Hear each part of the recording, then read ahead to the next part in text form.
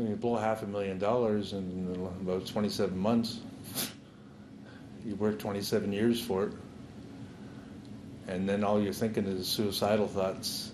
The biggest loss our team has had was, I think Mike. Mike lost over $4K in 12 hands of blackjack. In one day, the most the team has lost would be something like 7K. You lose friends, you lose girlfriends, you lose... I would skip school. I would become like a delinquent. I'd become that guy that nobody wanted to talk to. Whenever I'd go to school and I'd try to, I'd be by myself because nobody wanted to be around me because they felt like I was a bad influence. That's the worst feeling you could ever have. I started, stealing from my family. They didn't know. I started not paying my bills because I needed to, but I always thought I would catch up. I was 17, came from a good home, and I had all the opportunity in the world. I was a really good basketball player, but I was skipping out on practice to go play poker.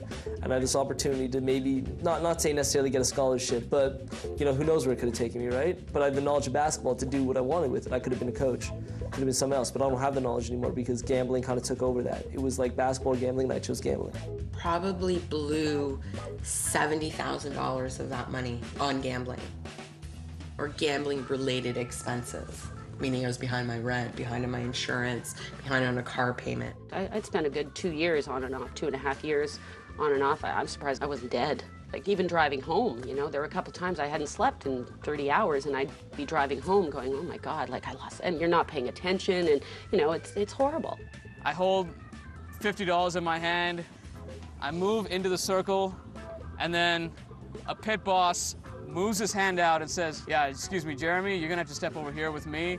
And then I turn around, and standing right here are Mike and Daniel, my two teammates, 6 pit bosses, 5 security guards, and the casino table games manager. As soon as I step up to him, he starts his speech. He says, all right, guys, we've been monitoring your play for the last 3 weeks. We have determined you are capable of skilled blackjack play, and you are therefore not welcome on Casino-Rama grounds. If you do step foot on our grounds again, you will be charged with trespassing to the fullest extent of the law. That was the end of that. Until I die, I'm not gonna set foot in Casino-Rama again. Basically realized I was in trouble when I got a call one day on my cell phone saying that if I don't get the money by this day, then thumbs are gonna be, he didn't say thumbs are gonna be broken, but he said something bad's gonna happen to me. And at 18 years old, 17 years old, hearing that, it scares you.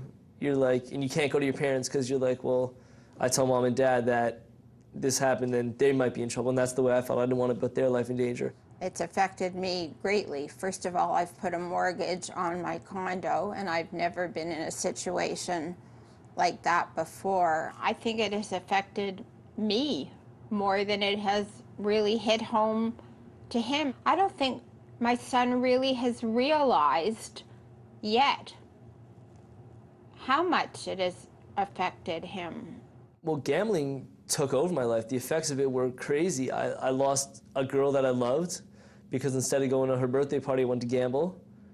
I lost some of my friends because I wouldn't talk to them, and whenever they would confront me with a problem, I'd basically tell them to, screw themselves, right? I was dating somebody, and I'll be right there, and, I'm an hour and a half away. I'm not going to be right there, trying to win my money back, and, nothing was working. Nothing was working at all. My mom was really upset about the problem. My mom, I love her to death, and she's like an angel, and she's there for me no matter what, and she would cry over it, and she had a problem with drugs, so I guess addiction runs in the family, and she was very concerned about my problem because she didn't want it to get to the next level, right?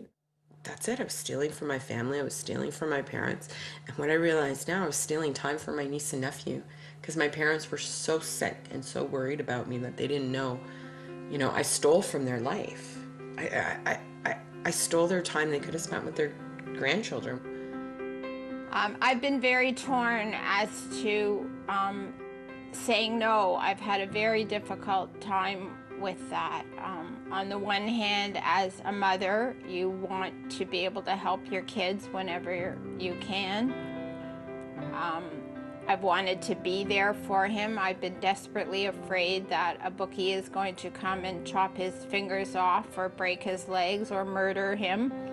And so I've given him money. I've also been afraid that he would do some harm to himself if he got into a really difficult situation. And obviously I would hold myself accountable for that for the rest of my life, and would never be able to deal with that if something like that were to happen. You know, it's not working out all the time, but for the most part, it's fun. I'm loving it. He's, you know, it's kind, it's good to me. It's a place to go. It's a place to socialize.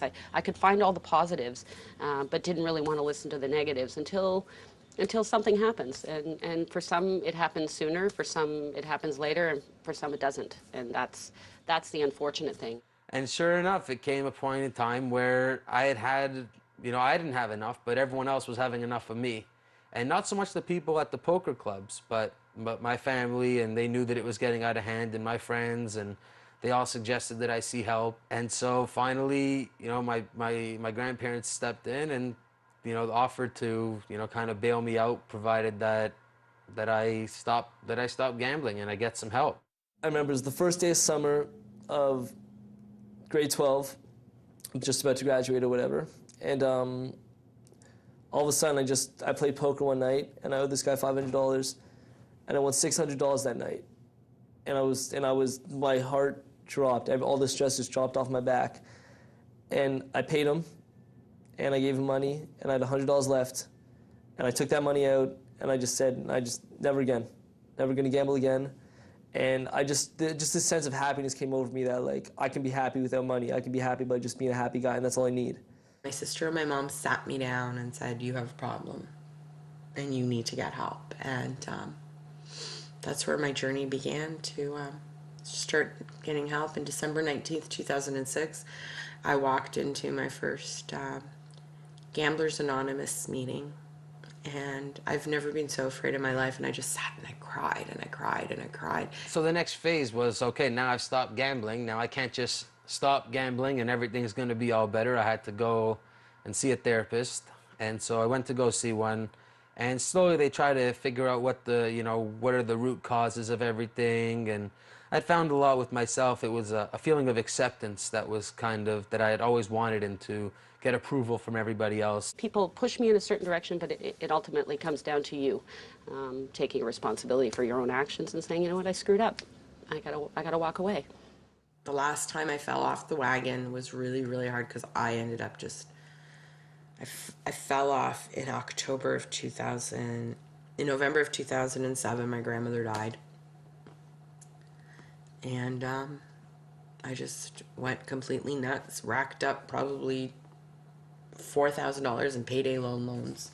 Had to get back into work. I started finding work enjoyable again, and appreciating the value of a dollar, because you really do lose your perspective on money. What I would make at work, you know, in tips would be just, oh my God, I could make that in one hand, you know? I walked into the rehab doors on Easter Day of 2008, and my life's been better ever since. It's been hard. Yeah, it's tough to think back on all the hurt that I've done to my family. But the only way that I can make it up to them at this point is not do it anymore. You know, stop. Okay, I realized I've done enough damage, and I'm headed in a good direction now. I'm going to school, I'm studying addiction and counseling, and I want to specialize in the gambling area, because I know that there's a lot of problems.